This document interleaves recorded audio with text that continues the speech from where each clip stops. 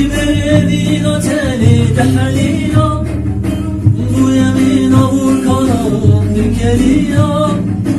Evin oteli dehliyor, bu yemin avur karanlık geliyor.